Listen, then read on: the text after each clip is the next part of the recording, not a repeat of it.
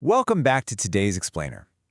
You know, if you're learning Portuguese and trying to figure out how to sound, well, more natural, we're diving into a really fascinating secret today.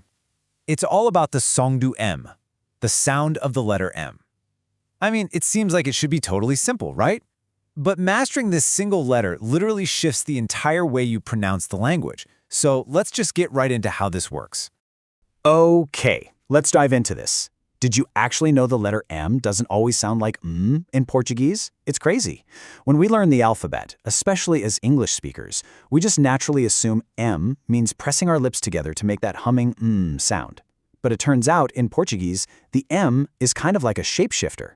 Its entire phonetic identity changes based entirely on where it happens to sit in a word.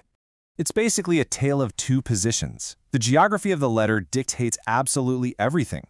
It really just comes down to two distinct scenarios, an M positioned right at the start of a word or syllable versus an M sitting at the very end. That one simple shift completely rewrites the rules of how you say it out loud. Rule 1. Familiar sounds. Whenever you're tackling a new language, it definitely helps to start in your comfort zone. And that's exactly what we've got right here. Check these out. Mesa, mulher, mochila, muito, mesmo. For all of these, the M is right there at the very start of the word or syllable. And because of that, it behaves exactly like the English M.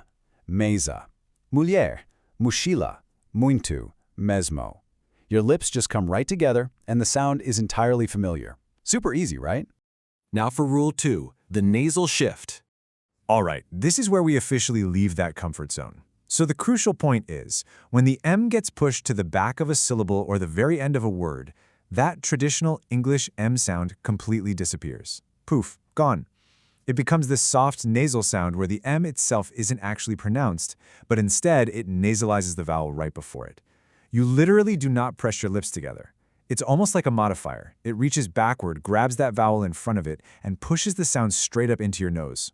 And this brilliantly illustrates exactly what we were just talking about. It's actually fascinating when you see it mapped out phonetically. Let's take the word bom. It ends with an M, but remember, no closed lips. It actually sounds like bong, kind of echoing in your nasal cavity. Sim becomes sing. Também transforms completely into também, and amen becomes homem. The M just vanishes from the sound entirely, leaving your mouth slightly open as the vowel rings out through your nose. Which brings us to the final boss sentence. Homem ruim também sorri. This phrase is a total game changer because it forces us to apply everything we just learned simultaneously. I mean, the letter M is everywhere here. Let's break it down. First, The M is at the end, so yep, it's nasal. Second, homem. The first M starts the second syllable, so it's our familiar English M, but the word ends with another M, which has to be nasal, making it homem. Next up is ruim, ending in a nasal M. Then também, again, totally nasal at the end. Okay, you try it with me. Let's say it slowly. Homem ruim também sorri. Now, if you're wondering what you actually just said, it translates to, a bad man also smiles. It's a slightly moody, maybe a little dramatic sentence, I'll admit, but linguistically, it is an absolutely fantastic tool for practicing this exact concept. Honestly, mastering these specific nasal sounds is the ultimate key to sounding way more natural in Portuguese. The moment you stop forcing an English M at the end of words like bom or ruim, you instantly shed that beginner accent and start matching the true rhythm of the language. That shift from a hard consonant to a soft nasal vowel is definitely one of the most beautiful, but challenging parts of Portuguese pronunciation. But hey, now you've got the blueprint to tackle it. So I gotta ask, do you still have trouble with nasal sounds in Portuguese? What's your biggest challenge when you're trying to master these pronunciations?